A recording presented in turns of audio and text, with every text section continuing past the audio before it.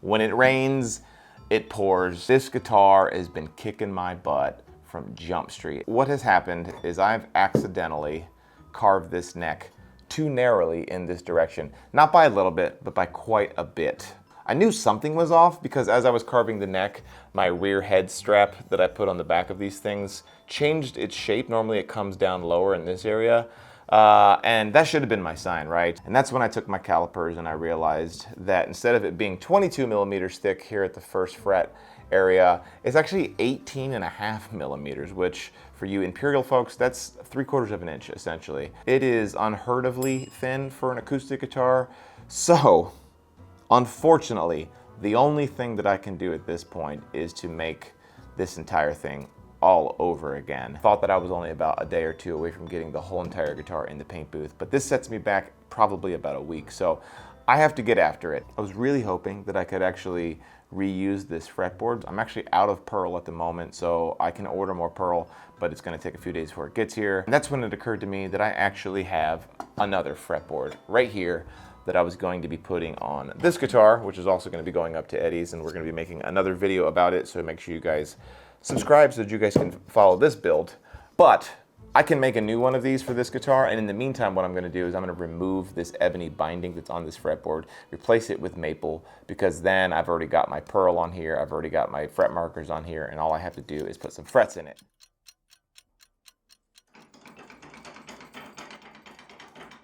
I'm sure you're thinking to yourself, 6 weeks? That's more than an entire month to get this guitar finished. Well, the reality of the situation is that it's going to take me an entire week just to spray the finish and then another 2 weeks to let it dry. So that's half of our time right there. And that doesn't include the amount of time it's going to take me just to remake the neck. What this means is I have zero room for error and I need everything from here on out to go perfectly. Okay, as I just mentioned in the intro, what we need to do first is to remove the ebony binding off of this fretboard so that we can then rebind it in figured maple so that it matches the body of the guitar. Now I needed to figure out a way to do this in a way that wouldn't cause any damage to the fretboard because I have very little time to spare here and we can't really deal with any more setbacks. So I decided to use a small hand plane and just carefully whittle this thing down until there was basically nothing there. It takes longer to do it this way, but it definitely guarantees that we don't make any whoopsie daisies. Once all of the old binding has been removed, then we can then begin prepping the new maple binding to be glued onto the fretboard. So what you see me doing here is obviously cutting it to length, and what I do off camera is I actually put some 45-degree miters into it so that we can then glue all of it back onto that fretboard. Doing so with a thing called binding tape, which is just basically a really strong tape that allows us to clamp this wood to the side of the fretboard. While we let that binding that we just glued on dry, I figured now would be a good time to go ahead and cut the tenon into the neck of this guitar using this tool that you see in front of you, which is the Elevate Lutherie mortise and tenon jig. I've had it for about 5 or 6 years now. I absolutely love it. It's really easy to set up and it makes quick and easy work of this whole process. And speaking of tools, I do want to mention that just about every tool that you see used in this video will be listed down below with links provided. Many of them are going to be affiliate links, which is a nice and easy way for you guys at home who may be budding luthiers to buy the tools that you need at no extra cost, but doing so in a way that shows your support for what we do here on our channel. Now that we've got that new tenon cut into the neck, you can see that it fits perfectly inside the mortise on the body. But what I have to do now is get the neck angle absolutely perfect so that we can ensure that when we put strings on the guitar that it's playable and that everything is lined up exactly as it needs to be. And the way that this is accomplished is by putting sandpaper between the neck and the body joint and then pulling on it in a method that's called flossing. This technique allows me to slowly get that neck angle to move both in the longitudinal and the latitudinal directions so that I can make sure that we get it exactly where we need to. Sometimes this can go really fast, sometimes this can take a really long time, and in this particular case, it took me a couple of hours and you're not seeing all of it on camera here.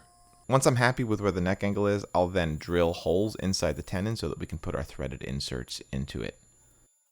And with that done, I can finally actually properly bolt the neck onto the guitar and double check to make sure that we don't need to make any final adjustments to that neck angle. I'm now going to move my attention to the headstock of the neck, and what you see me doing here is bending up a piece of figured bubinga that's left over from the back and sides of this guitar so that it matches perfectly, and then I'm going to put it on my heating iron here and bend it up so that it fits perfectly inside of this notch that we have on the back of the headstock. I'll then use some high-strength 2-part epoxy to glue it to the back of that headstock. And we do this for two different reasons. The first one being that it looks really nice, and you'll see that later in this video once I start carving the neck, how pretty this whole thing gets revealed. And the second reason we do it is because it greatly strengthens that headstock to neck transition area. If you have any experience in guitar ownership, you may be aware that if guitars fall off their stands, this is a very common place for the neck to break. And I wouldn't want that to happen to one of my guitars, so this just gives us a little bit of insurance. I can now move my attention back to the fretboard where all of that binding has been glued on and it's all dry. So the next thing I do is go ahead and pull that tape off, and then I need to get it all leveled back out again. So what you see me doing here is using a 16-inch radius block so that I can sand that fretboard all the way back down to where it originally was, put that radius back in it, and it'll be nice and comfortable. And I'm really happy with how everything came out. And mostly, I'm just really grateful that I had that other fretboard already made, because it saved me basically an entire day, if not a little bit more. And at this point, with the time crunch we have going on, I'm so grateful for that.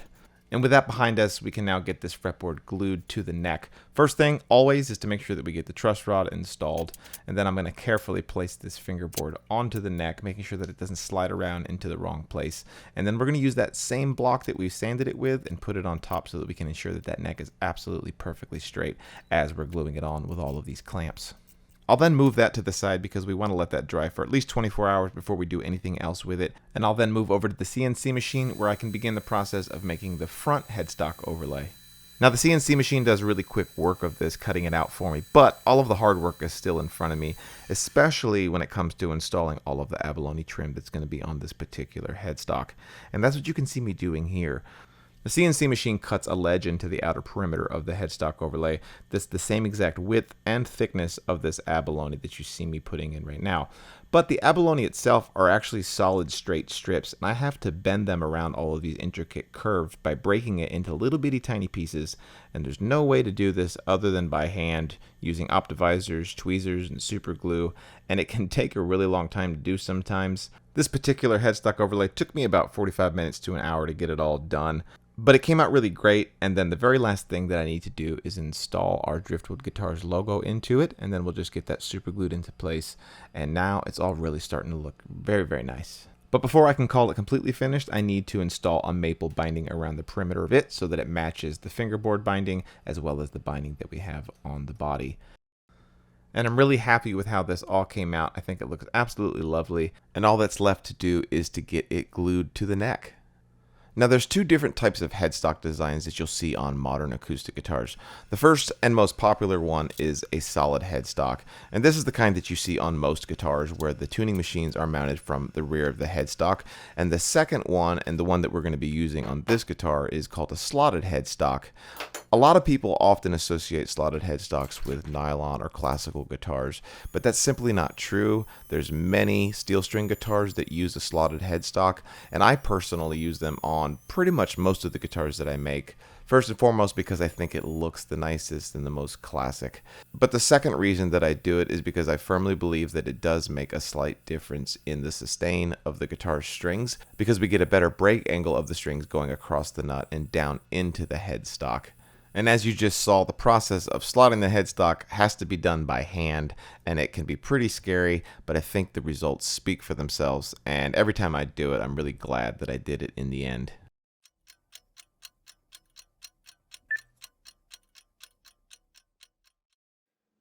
Now the last thing that I need to do before I can actually go about finally carving the neck is to get the frets installed. And that's what you're going to see me do here in these next few minutes. Now what we're going to be using on this particular guitar is a stainless steel fret wire that we get from StuMac, and they come in straight 3-foot strips. So the first thing that I need to do is actually bend them up so that they match the radius that we've put into the fingerboard itself. I'll then cut down those 3-foot strips into their individual frets, being sure to keep them organized using this handy dandy fret caddy that we actually sell on our website, and we do have a link to down below. Now before we can go about pressing these frets into the fingerboard itself, I do have to do one step that is tedious and time consuming, and that is to notch every single fret individually so that they fit over the maple binding that we put around the fretboard itself. We do that using this tool that you see right here that we got from StuMac. And that tool does a good job in getting us started, and it does save us a lot of time, but unfortunately it doesn't leave an absolutely perfect finish. So what I have to do is take a file and clean up every single fret by hand until there's no tooling marks left on them whatsoever. And after we've taken our time and done that with all of the frets, it's finally time to head over to the drill press to get those frets put into the fretboard. Now I could just press those frets into the slots and I'd probably be fine, but I like to add a little bit of insurance in the way of some super glue. This is just a good way of helping prevent any sort of lifting of those frets anytime down the road, because if a guitar is not well cared for and the humidity fluctuates or the temperature fluctuates a lot, you can have frets start to lift up, and this is just one thing that's going to help keep that from happening. So now all I have to do is repeat that process all the way down the fretboard until I get all 22 frets installed. And I really want to take my time to get it right here because it's going to save me a lot of work down the road if I do it right now. I'll then take some flush cut snips and cut the excess off of each end, which is an incredibly satisfying thing to do. At that point, I need to dress the ends of the frets so that they are flush against the side of the fingerboard, as well as not sticking out and being uncomfortable on your hands when you're actually playing the instrument. And I do that with the tool that you see right here in front of you that holds a file at a perfect 45-degree angle and allows me to get a nice consistent bevel all the way down the fretboard. And then the very last thing that I need to do before we can actually carve the neck is install the dots that go on the side of the fretboard so that you as a player can know where you are on the fretboard.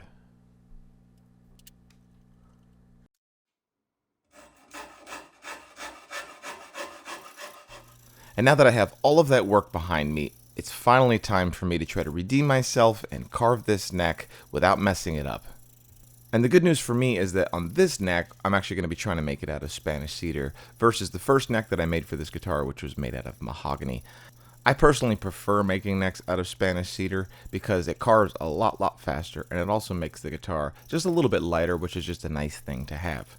Visually, it almost looks identical to mahogany, it's just a little bit lighter in color, and sonically, I don't think it makes a difference whatsoever. Now, I'm sure there's people in the comments section that are going to want to fight me on that one, and that's fine, we appreciate the engagement, but for me, my philosophy when it comes to building acoustic guitars is I believe that the neck material really has very little to do with the final sound of the instrument. Now, if you look at what I'm doing right here, carving this headstock to neck transition area, this is where I screwed up last time, and I want to show you guys how pretty this all looks as that bubinga is revealed. It looks really nice, I think. And once I feel good about what I've done so far, not trying to get it perfect, but just getting it roughed in, I'll now move my attention towards the heel of the neck. And what I like to use is a handsaw to remove as much material as possible, as quickly as possible, before I start doing everything else with the rasps and sanders. And speaking of rasps and sanders, we will have links to all of these tools once again down in the description of this video. So if you're interested in what exactly it is that I'm using, check those out and you should get all the information that you need. Now there may be some people that are watching this video and they're thinking to themselves, why isn't he using his CNC machine to just carve these necks out for him? After all, it would save me a lot of time and therefore a lot of money. But over the years, I've realized that I actually really enjoy carving these necks by hand. It's kind of like a therapy for me. Yes, you maybe will make mistakes like I did on that previous neck, and that after all is why we are here in the first place. But the reality of the situation is, if I'm paying attention, I can actually hand carve a neck in about 2 hours from start to finish. Which, yes, I'm sure that's a little bit slower than it would take if I had a program on my CNC machine that would just do this for me. But it's not a lot of time savings. And on top of that, I have kind of a belief system when it comes to the CNC machine on when you can and should use it. And to me, you should use a CNC machine when it helps you make a more accurate and repeatable product, but only in situations where it doesn't take away from the handmade aspect of the instrument. And to me, there's no more obvious place where you should be doing something by hand than carving the neck. Because in my experience, the guitars that I most connect with, a lot of the times, have a hand-carved neck, and it's as if you can just feel the soul in the instrument. And now that I've got the neck carved, I'll move my attention back to the frets. Because although they've been installed, they have not been leveled yet. And what I mean by that is the top of each fret has to be perfectly in line with the fret on either side of it, so that when we go to play the guitar and we fret the strings, we don't get any buzzing at all. And in order to do this, what I'll use is that same sanding block that we used to level the fretboard in the first place. After all, it has been machined within a thousandth or two of absolutely perfectly flat. And then we're going to put a 600 grit sandpaper on it and run it across the top of all of the frets, which will indeed make a slightly flat spot, which I can then use as a reference for this fret rocking tool that you see me using right now, where I take 3 frets at a time and I see if there's any rocking motion with the tool. And if it does rock, it tells me that I have a high fret and I need to continue trying to level it out. In my case, we got it done on the first try, so we can move on with the next step, which is recrowning each fret so that we can put that roundness back into it that we removed by leveling out the frets in the first place. What you see me using here is a diamond fret crowning tool that we got from StuMac. It does make quick work of this because I do use stainless steel frets on my acoustic guitars, and if I didn't have the diamond tool, it would be a full day job probably.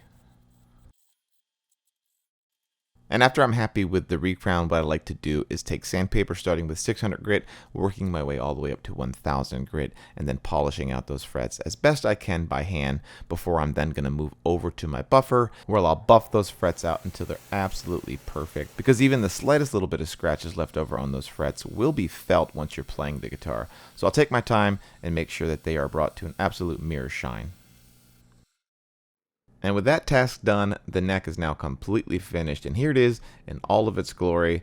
And I have to say, I'm really happy with the results. It was worth remaking this neck, and I'm excited that I can finally get on with finishing the instrument.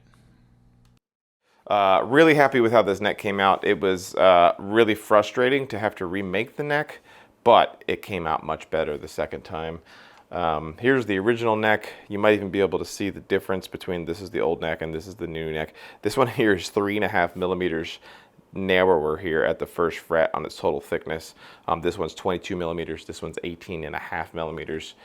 This is done. Was worth the effort. Was incredibly frustrating, and but worth it in the end. So now we can move on to getting this body prepped up for the paint booth. As you can see on the back, I've already got my Pore fill on it. I've already got 3 coats of Pore fill on the back, and I had to do that a while ago just so that I could actually put the body on my vacuum clamp, because Bubinga is so porous that it actually sucks the air through the wood and it won't work on a vacuum clamp. So I've gotten that Pore fill already done, and now what we need to do is get the sides of this guitar Pore filled and then make sure that this soundboard is sanded down perfectly smooth and ready to go into the booth as well. So that's what we're going to do next. Going over this whole guitar body very, very carefully with my optimizers on and making sure that it's really dialed.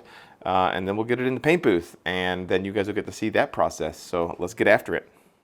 Now, I'm sure there's some people watching this video that are thinking to themselves, what the heck is he talking about with this pore fill thing?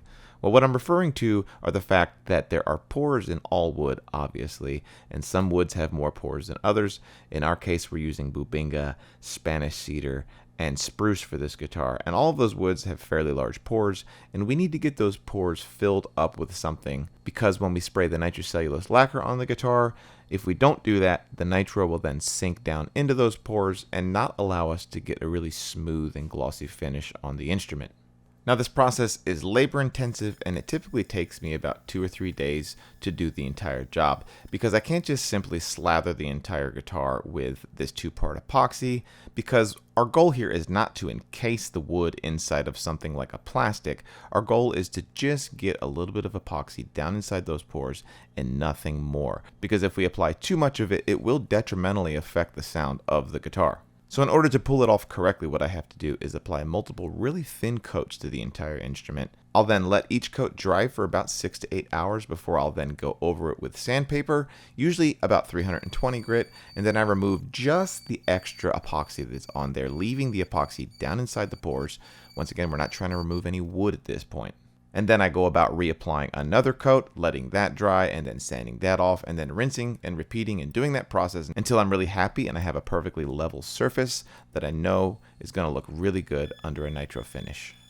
This isn't a step that I particularly enjoy, but I have learned to embrace the suck, because I've realized that either I take the time and I do this part right now, or I have to suffer and deal with the consequences once I start spraying the lacquer.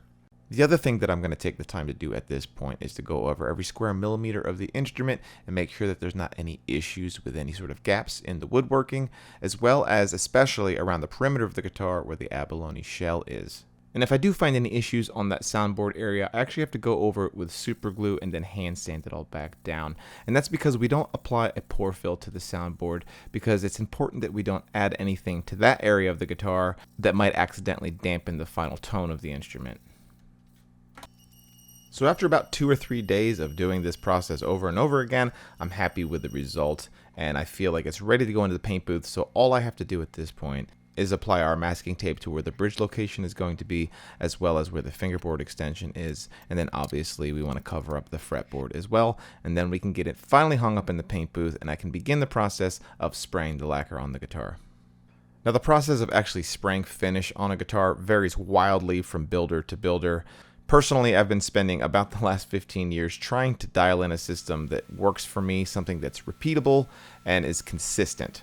And just like all finishing processes, the most important thing is taking your time on the front end to get all the prep work done correctly. And that's what you just saw. Because we took all of that time getting that pore fill dialed in absolutely perfectly, all I have to focus on at this point is just spraying coats of lacquer on it on a day-to-day basis. And I say day-to-day basis because unfortunately, I can't just go in and spray all of the coats at one time.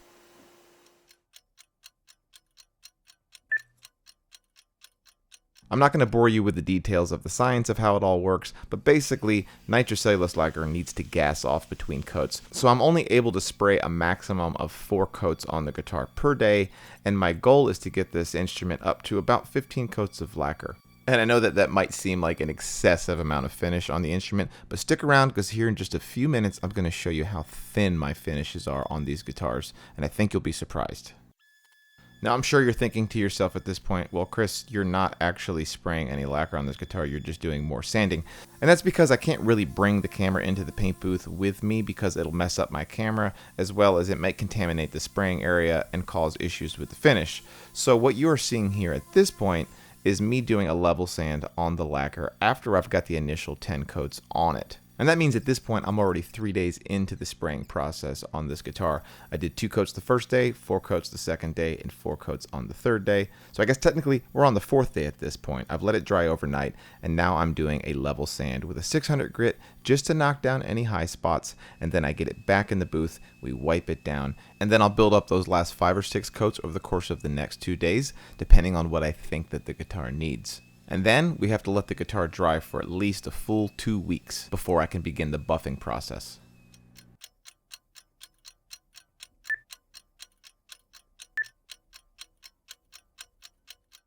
All right, pretty exciting times around here because it has been at least 2 weeks. I think it's actually been like 2.5, closer to 3 weeks since we got the last coat sprayed on the body, and it's finally ready for the buff out, which is exciting because basically we are at the finish line now. I'm gonna finally get to buff this out and really see what it looks like under this beautiful lacquer finish that we have on here. So what I need to do next is we are gonna take our Eagle Abrasives sandpaper, and I will sand this whole guitar body down, get it absolutely perfectly smooth. We're gonna take it to a 3000 grit, and then we'll go over to the buffing machine and start buffing this thing out. It's pretty much gonna be a whole day job at this point. I'm gonna put my headphones on and pull it on podcasts and just start ripping on this thing because it's very time intensive, and you can enjoy it, but you just kind of got to zone out and get to work on it.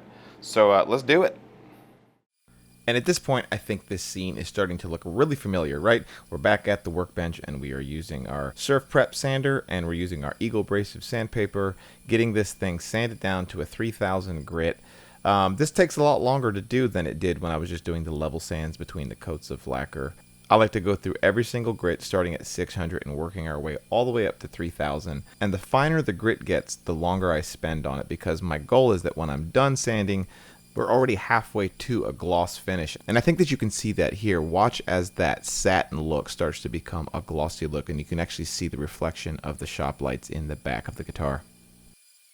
Now obviously I'm going to repeat that same process that I just did on the back for the sides, the soundboard, as well as for the neck, and then we're going to head over to the buffing wheel and finally get to see what this guitar looks like in all of its glory. Now, one of the biggest advantages to sanding the guitar all the way to a 3000 grit before I go over to the buffing wheel is that it saves me a lot of time on this end. Personally, what I like to use is liquid buffing compounds instead of the more typical dry compounds. I use the 3M product in this particular case, and I use a medium, a fine, and an ultra fine, which gives me the results that I'm looking for. And I've tried just about everything there is under the sun, and this works the best in my opinion. Now, the entire process of buffing out the body and the neck usually takes me anywhere between 3 and 5 hours, believe it or not, because you really just have to take your time to make sure every little scratch and swirl has been removed from the finish, but the results are always worth the effort. Now, I told you earlier that I wanted to show you something when it comes to the thickness of my finishes, and that's what we're doing right here. What I've done is I've gone ahead and measured the thickness of the masking tape that we use for the bridge location, and we've zeroed out our calipers, and now I've removed the tape from where the bridge location is going to be after the buff out to see how thick our finish is. And can you believe it? 15 coats of lacquer yielded us a 0.13 millimeter thick finish, and that's only 5/1000ths of an inch for you Imperial folks.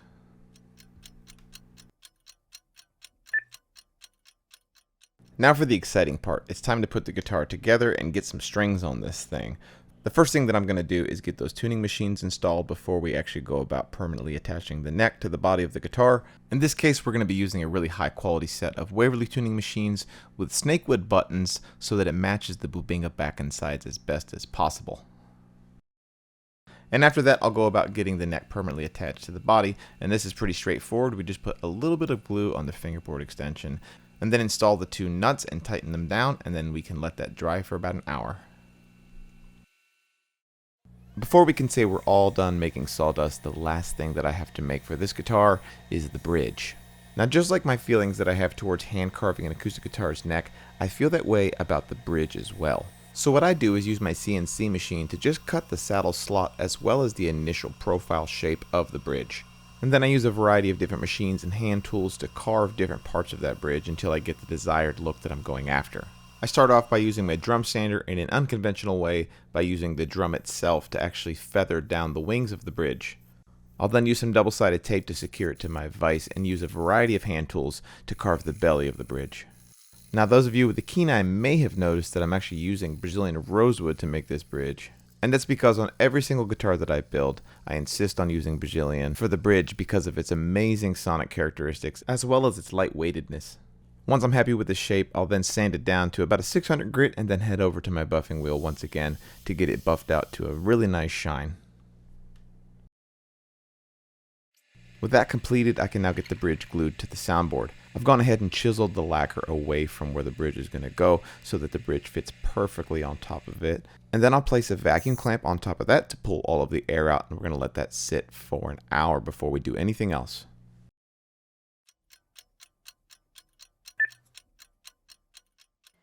With just days left on the deadline, all I have left to do is a few more steps before we can get strings on the guitar, and the first of those being making the bone nut. Now, I'm not going to get into all of the details about how I go about making this because the video is already getting long, but I think you get the idea from the visuals you're seeing in front of you. I rough in the initial shape of the nut using my edge sander, and then I'll go ahead and cut the string slots using some diamond files. After that, the final shape of the nut is refined using different sandpapers, and I'm going to work my way all the way down to a 600 grit before I head over to the buffing wheel and put a mirror shine on the nut. And that's looking pretty good if I do say so myself. Now I can get that glued onto the neck of the guitar and we can move on with the next step. I recently had the realization that because I cut the saddle slot on the CNC machine, I could also use the CNC machine to cut the initial profile shape of the saddle. So that's what you see me doing right here.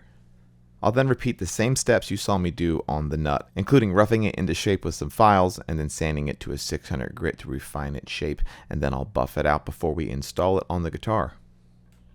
Now, the very last step that we have to do before we can actually put strings on the guitar is to install the bridge pins.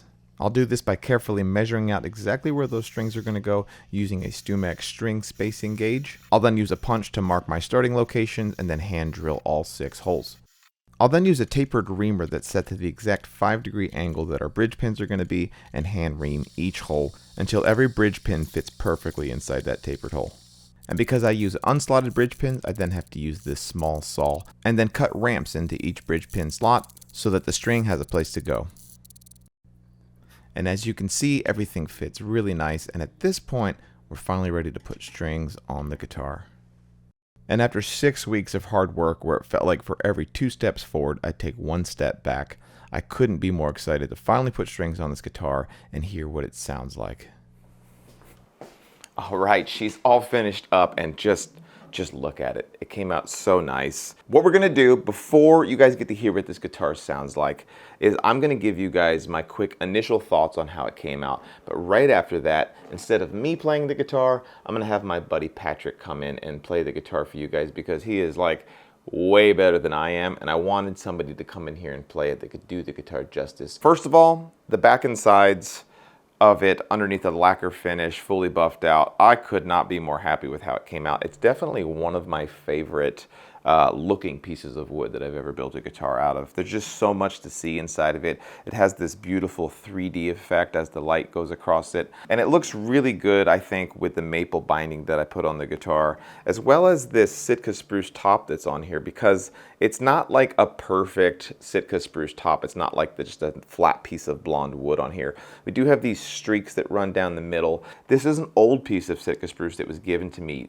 decades ago by an old luthier friend of mine, and I'm really happy to finally see it on a guitar. And I just think it pairs nicely. That little bit of kind of reddish color running down the middle pairs so nicely with the Bubinga. And then on top of that, it was kind of an accident. This wasn't on purpose, but these fret markers that I put down the fretboard, kind of a diamond shaped, and for some reason them paired with the back and sides, I think ends up with a really cool kind of like a Southwest United States kind of a look to it. And I think that that's really, really cool. And the last thing visually about this guitar that I think works really well is, instead of me doing tuning machines with the buttons on the end that go with the species of the binding, I switched it up. It's actually snakewood, but the cool thing about snakewood is I think it pairs really nicely with that Bubinga. In fact, it looks like it's made out of the same wood, and it just really ties everything together real nice. As far as sound, which you're going to hear once again in just a split second, I just didn't know what to expect with how this guitar was going to sound, because I've not only not built a guitar out of Bubinga, I've never even played a guitar made out of Bubinga. And in the end, what we have is a guitar that is incredibly loud and punches through a mix really well. We do have a lot of bottom end on the guitar, but it's not like that big guttural low end that you get on like a rosewood guitar that kind of sometimes you even have to take out of a mix. The bottom end on this instrument is crisp and sharp and punchy, and it cuts through a mix really well. And the mids and the highs especially, they're just this nice little shimmer sitting on top of the mix. And it's really loud, which is not something that I expected. It's a very, very loud guitar, kind of a banjo killer if I do say so myself. I'm really excited for you guys to hear it. But before we do that, let me just say, if you're interested in possibly purchasing this instrument, or if you just want to know more about it and look at some detailed photographs of it, we're going to be selling it directly through our dealer up in St. Louis, Eddie's Guitars, and we do have a link to that down below, so check it out down there. Reach out to them if you're interested in purchasing it. And with that, I'm going to let my buddy Patrick take it away. So enjoy.